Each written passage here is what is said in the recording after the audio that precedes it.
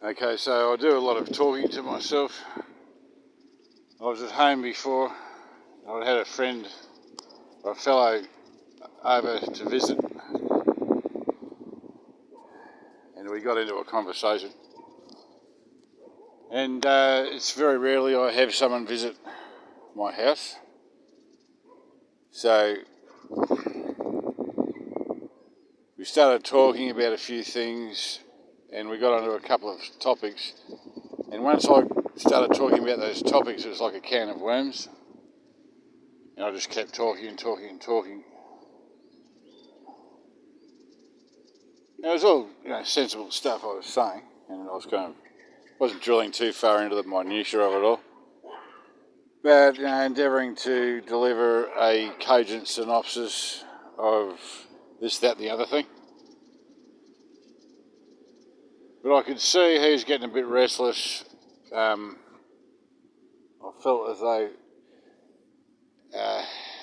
there's something made him wanted to leave. And the more I could see he wanted to leave the house, the more I just wanted to try to tie off any loose ends about what I'd been talking about, because I guess I'd taken the lid off a few different issues that I wanted to resolve for my own presence of mind prior to him leaving the house and leaving me there by myself to continue the conversation with myself, because I find it humiliating standing around talking to myself in my kitchen and in my living space. I don't feel as though it's a cool thing to do. It doesn't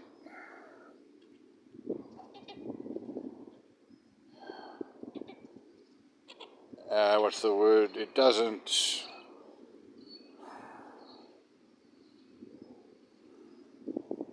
I can't find the word, but it doesn't work well for my self-concept, my image of myself, to be some bloke that's standing around talking to himself all the time, let alone some bloke walking around town talking to himself.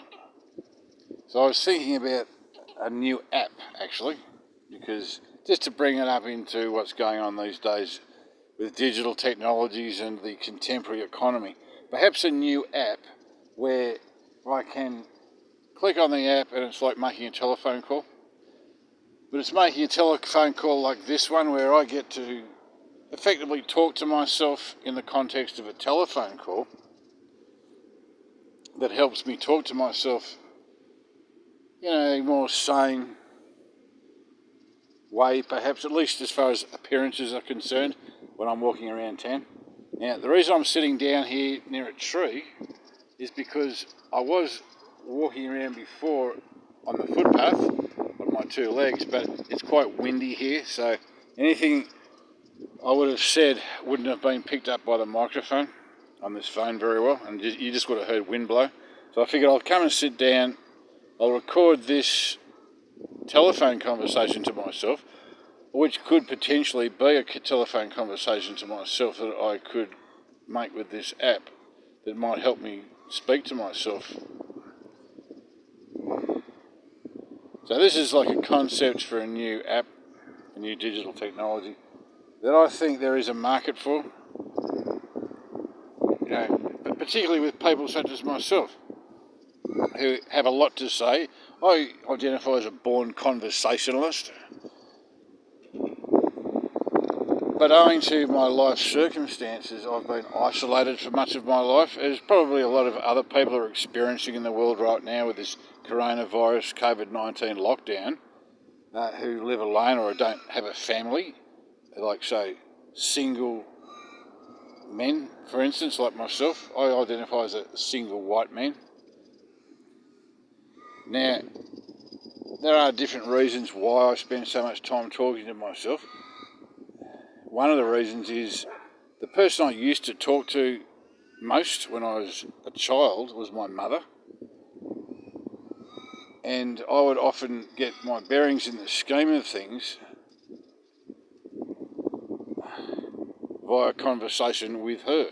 Now, she was an intelligent woman. She's a very well-educated woman.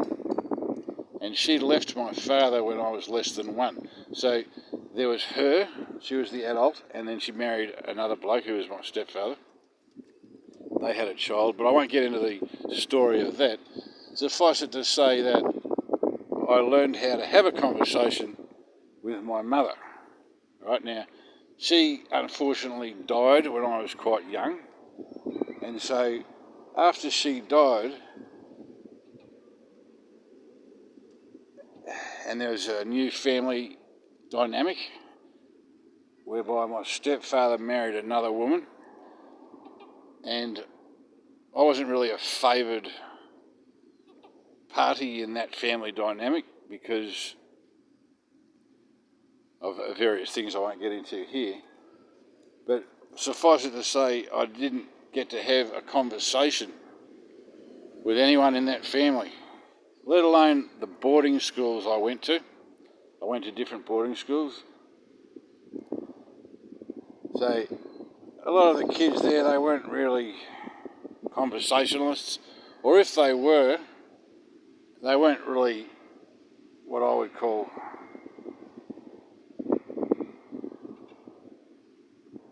like high-end conversationalists. I felt they were a bit subpar in that regard. They didn't really know how to have an intelligent conversation. Plus, I'd lost my maternal compass. So I'd kind of forgotten how to have a conversation also. And there's a few other dynamics that go into that, my having been at an all-boys paramilitary school and then going to a co-educational boarding school. So from an all-boys paramilitary boarding school to a co-educational boarding school is a bit of a shock to the system, let alone having had your mother just die. I was like 13 or 14. And as I say, she'd left my first father when I was less than 1. And then he'd married another woman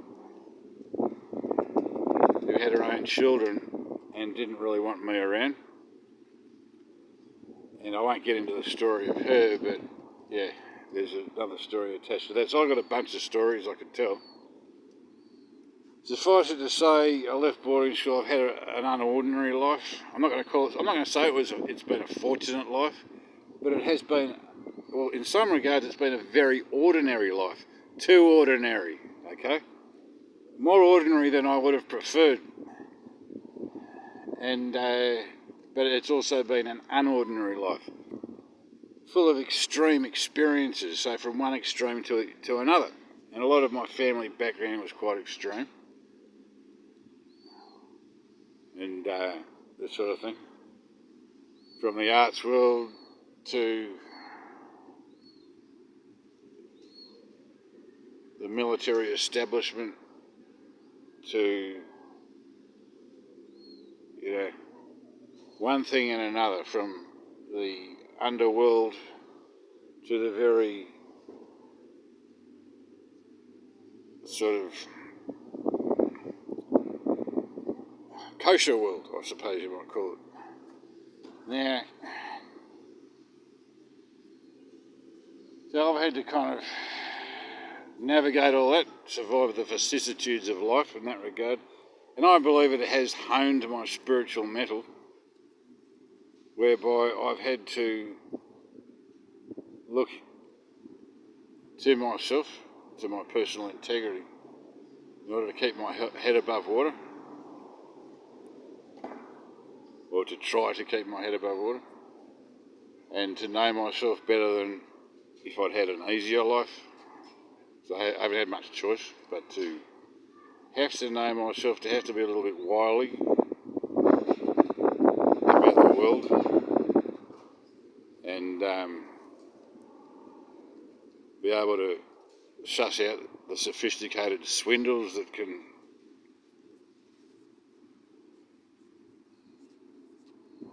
come along to ensnare or trap a person.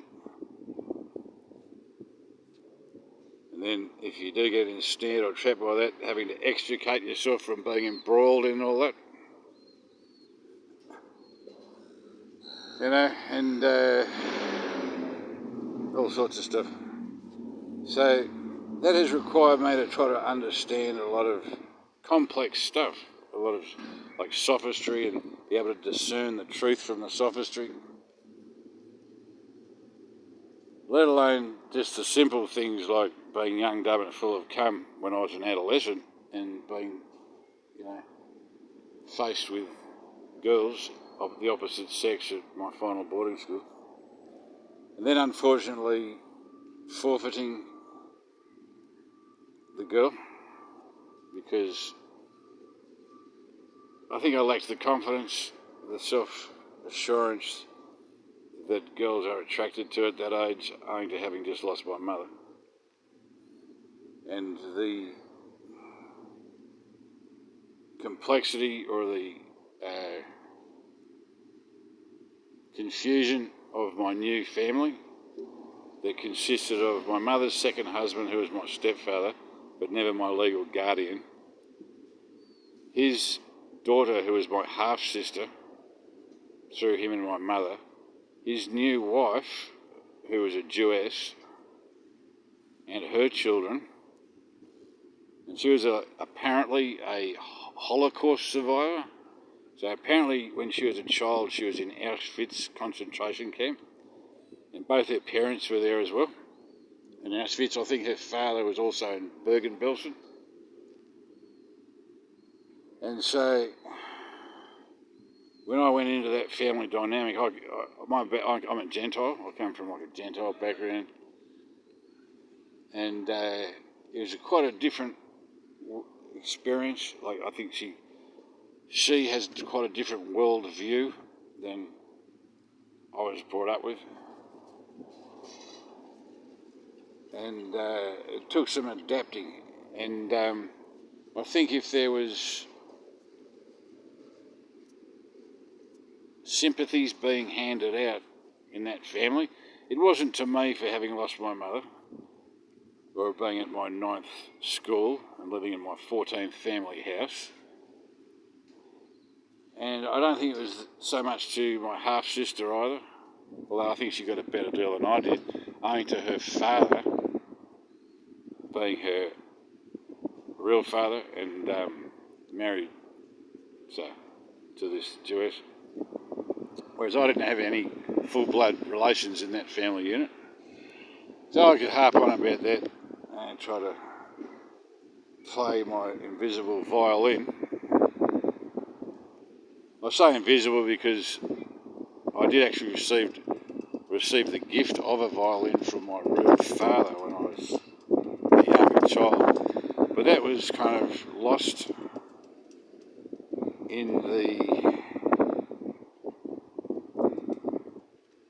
when all our possessions were sold after my mother died and my stepfather relocated to this Jewess's house down in Melbourne. So that was lost in the sale of our possessions. Yeah, I don't know how much he got for it or anything like that. I don't know what happened with that. Whether it was a very valuable violin or not. I never learned to play it, unfortunately. So there's a lot I could talk about, but suffice it to say, this fellow left my house this morning, and I was kind of left to continue the conversation with myself. Then I just had to get myself out of the house because it was bringing me down. And I'm interested to know, I'm going to ask him because I didn't want him to leave. I wanted him to kind of just chill, hang back, let me continue the conversation at a slower pace. But the more it looked like he wanted to leave, the more I'd kind of try to fit everything I had to say in a smaller window of time. And that made him want to leave more because he might have felt like a captive. He needs to escape the house. So he doesn't have to listen to it anymore. I think he felt I might have, this is my interpretation, I think he may have felt he was getting to hear more than he wanted to know more than it was in his best interests to want to know. Anyway, what I'm interested to know from him is if there is anything outside of myself in what I was saying that made him want to leave. Was I being too intense with everything I had to say, or was I like just unloading too much information on him for him to be able to process comfortably? Or did he feel like I was trying to drive him out of the house while also keep him there to stay, like keep him there to listen to what I had to say? And what was his motivation for wanting to leave? Like, does he have something else that he wanted to do? He just had enough and he just wanted to get some space. Or is there an invisible entity, like a spiritual entity at my house that wanted him to leave so it could have me all to itself? Because I've wondered about this. I've wondered, is there a spiritual entity or entities at my house, possibly alien, possibly extraterrestrial, or just like spiritual from another dimension, that like my company and keep me there in this kind of poltergeist where I just get to hang out in my kitchen, in my living space, talking to myself all the time, you know? And maybe they don't like anyone else at the house. Because I don't get it. For the last 20 years, literally for the last 20 years, almost. No, not the last 20 years. But since I built the house, which was 2007, I've been there since then. I've been in this town for nearly 20 years. But since 2007, I built the house as an owner builder. I've literally had not even half a dozen guests at the house. People just don't go there. People just don't come. And I'm wondering if there's like some sort of spiritual force or spiritual power, spiritual entities at the house that don't want people to visit me. And if people do visit me, they only want to, they try to get them out of the house as quickly as possible. But I have rented out the house a couple of times.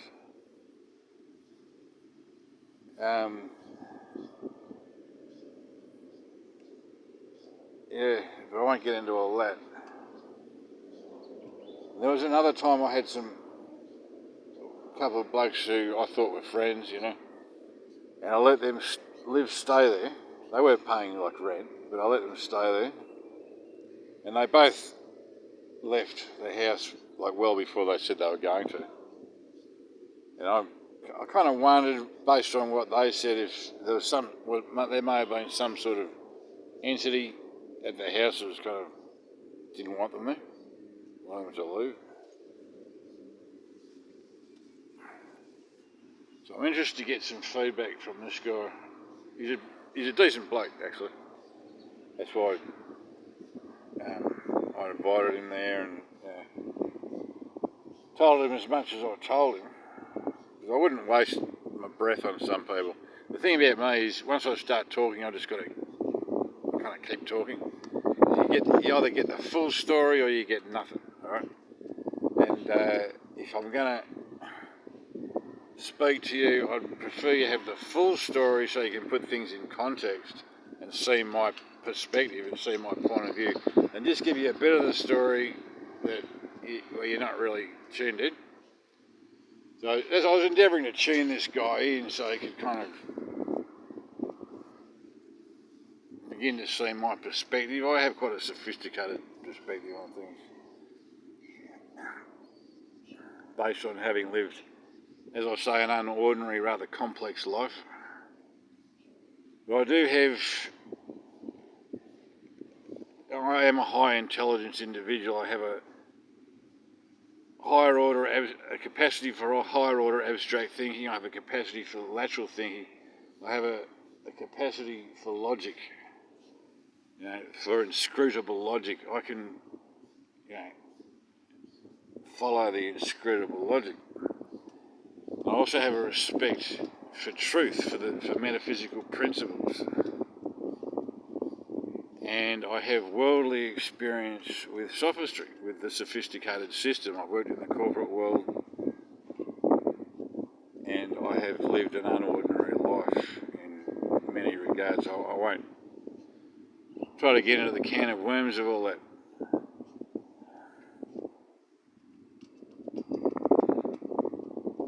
The point I'm trying to make is I have worthwhile input. I have stuff to say. I've got a postgraduate education also, so I've studied in the academic system.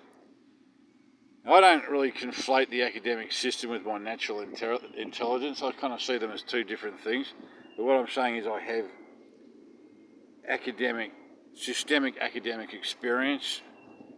So I can see things according to the truth, and I can see things according to sophistry or the sophisticated system. I can see where that sometimes mates or doesn't, and who it benefits and who it doesn't. This sort of stuff, right? And so I'm a solutions-orientated person. That's my MO, my modus operandi, is I am a solutions-orientated person who acknowledges the realities on the ground and understands that how to kind of negotiate or manage the logistics of the realities on the ground as per the system, with respect to truth as a metaphysical principle, as a spiritual principle, in the interests of the human, the plight of the human in the contemporary world, whether it's the contemporary world as it equates to the economic marketplace, the neoliberal marketplace, or the contemporary world as it equates to the technology system, or the welfare system, or anything in the system, whether it's the enforcement system, the academic system, the education system, the military industrial complex surveillance system, all this sort of stuff. So the system isn't of itself inherently evil. I was going to say it's not inherently evil. That's not exactly true.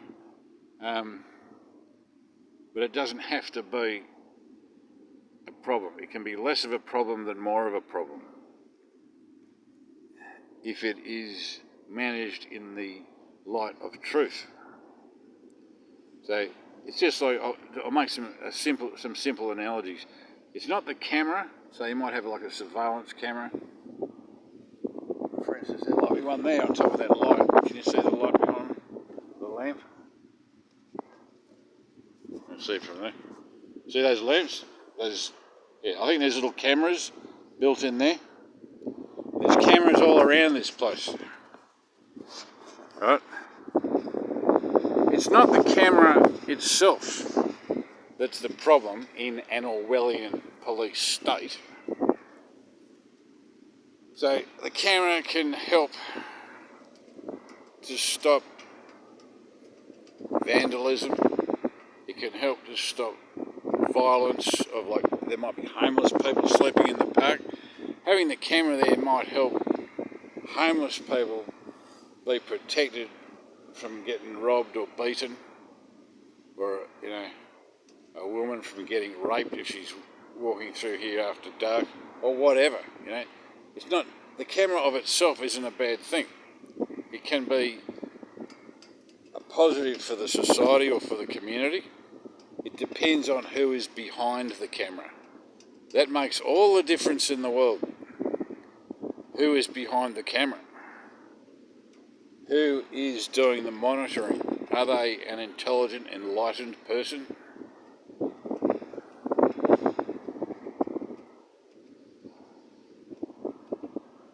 Or are they just like a power monger? They just want trying to usurp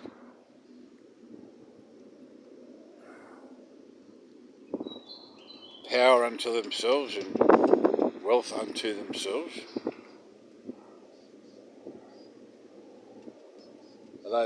Is there a good person behind the camera? Is the person you want behind the camera, or not the person you want behind the camera? Now this can make all the difference between a more Orwellian world and a less Orwellian world, okay? Now, it surprised me to find out not too long ago, there's some people, adults even, who don't even know what the word Orwellian means. They don't even know what it refers to.